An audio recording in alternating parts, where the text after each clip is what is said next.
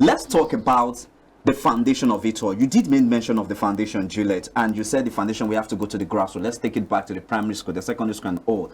But I want us to narrow it down to how we're raising the girl child.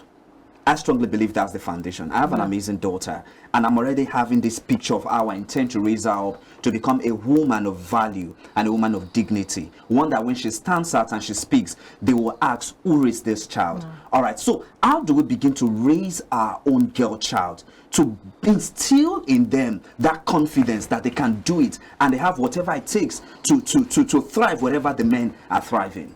I think intentionality is part of it, right?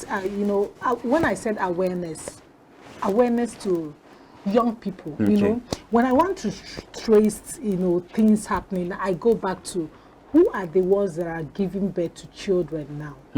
What knowledge do they have about parenting? I said, if you leave me, we'll have a parent academy, where if you graduate maybe a certain level, you give birth to one child. When you now take another course and graduate, you give birth to another. But because people are parenting and the kids are the experiments they used to parent, that is why we're having that problem. So let's leave maybe people like you that are now into that space. Those of them that are not yet married, what kind of teaching is going on?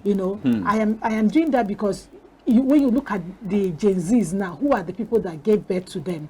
I'm going to come to that. Let's leave those people. Okay. Now let's face the ones that are not yet married. Now, what kind of knowledge do they have about raising a girl child? I, for one, was a child that my father didn't believe in female education. Wow. He didn't know much. It was what the parents handed as a baton to. Don't raise a girl child.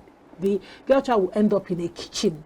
And my father told me, I won't even thought of it, right? So now I am changing the narrative, right? Because I am not going to do same. But how many of us are doing that, even as a young person? Parents, when you do like a survey and ask even some men, go to social media, you see their mindset when they talk about a girl child. The worth of a girl is not on her physical appearance. The worth of a girl is not about how much bank account she has. The impact of a girl is not only when she is influential, when she has money. She can make impact even in Makoko. When we start teaching them about the currency, the new currency now is impact. A child will say, okay, in my space, in my sphere, I live in Ajegunle, I live in Oshodi, I can make a difference even here. It's not only when I have money, right? I don't have to look at some of the role models. They see celebrity that flaunts things that are fake, and they, the worth is placed by those things. Because of that, you see, even our young men, they tend to even tell their kids, look at this person, what are you doing? Do you understand? During my own era, I know parents that will tell you, see this one, see this person.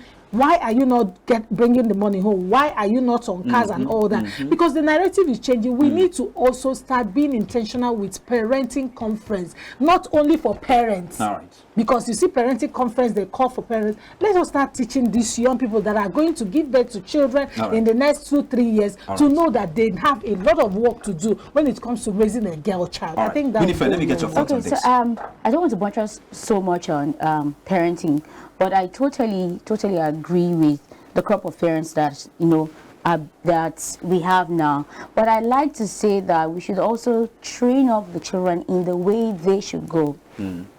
By that I mean that some parents can be quite, what's the word? They try to influence, the way a child should be should come up eventually, and the child probably have certain passions or desires, or there's something God has put in that child that the child wants to express, but the parents are insistent on. Personally, I was told to doctor. They started calling me doctor before they started calling me Winifred. So that, I was thinking of being a doctor before being Winifred, right? And which didn't eventually play out. And now I'm better at being a perfumer and an educator, right? So I also feel that not just women now, because I know we're talking about women, Yeah. but I feel like the men also have to be trained. Alright. As much as we empower women now, let's not sideline the men. That the men are also parents, you know. So while the woman is trying to influence the child this way, there's also the part of the man, the role that the man plays, so that we have a complete, a total, you know, balance. parenting. Yes. Yeah. So that's Okay, what now, I'm we need to saying. go. Time is really not our side. We're having an amazing conversation. 2 questions I'm going to ask in 30 seconds. Let me get your thoughts on this. I'll start with you, Juliet, now. Do you Juliet, 30 seconds. Why are you envisage... starting with me? Juliet, and 30 seconds. Juliet will have to do it.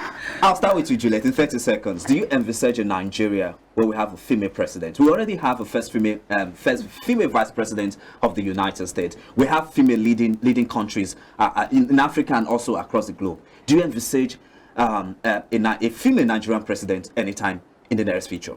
I know it will happen. I know it might not be now. Okay. But the more we empower women, Okay. the more we allow their voices to be heard. Amazing. I believe one day there will be a female Nigerian president. Winifred, your parting shot as we wrap up now. True, I agree. We'll get there. We will get there. Especially this generation of women. This generation of women. This generation of women. This generation of women. They aren't They are smiling. go-getters. They want things to work. So for things to work, if they have to sit in those positions to make it work, so I don't space a female president. I don't want to be president of Nigeria, but I look forward to a Nigeria that, you know, is led by a woman. So whether you agree with that or not, definitely one day it will happen. I'd like to say a big thank you to you, amazing women, exceptional women, for taking out your time from your busy schedule to be with me today. Even though you give me a lot of passion, but it's fine. I'd like to say a big thank you to my very good friends, Winifred Uwujele, who is a founder and perfumer at Winnie Sense Fragrance Limited. Winifred, thank you so much for your time. And also say a big one to Juliet Vincent, who is the founder and chief executive officer of Kidpreneur Africa. Thank you so much for your time with me on the show. Thank you.